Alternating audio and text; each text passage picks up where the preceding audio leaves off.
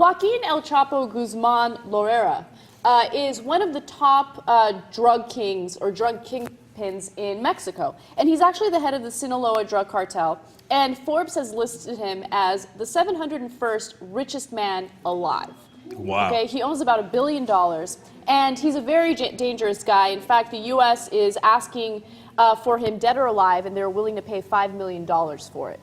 Now, the reason why he's in the news today is because he says that he owes his entire wealth, okay, to President Obama and those who support the drug war. In fact, let me read you his exact quote. He says, "I couldn't have gotten so stinking rich without George Bush Jr., Ronald Reagan, even El Presidente Obama. None of them have the cojones to stand up to all the big money that wants to keep this stuff illegal. From the bottom of my heart, I want to say, gracias, amigos.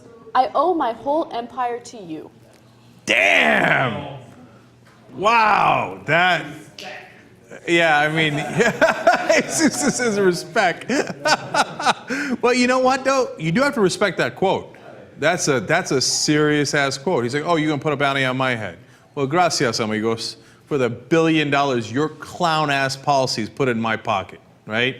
You know, war on drugs? You idiots, you made me rich. You made me stinking rich. And he's absolutely right about that. And, you know, of course, Reagan started it. The Bushes loved the war on drugs. But he's right. President Obama is continuing that same senseless war on drugs.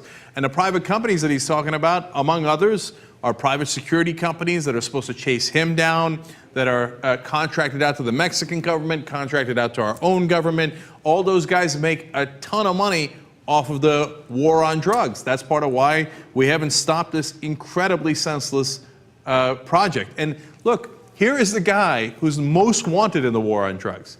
And he's like, and he made $1 billion off of it. And he's telling you, you guys are idiots. Of course it's never gonna work.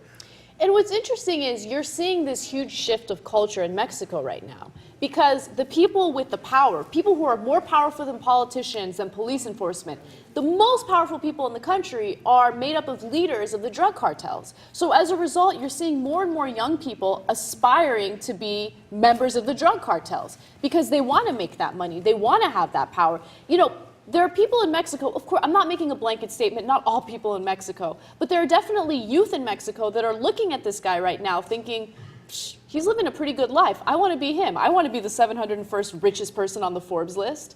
And he just bitch slapped every American president of the last 30 years. Yeah. And added gracias amigos on top. So, I mean, look, by the what's way, interesting about that quote also is that, you know, he's in essence telling you, you shouldn't let me do this illegally. Like, you're stupid.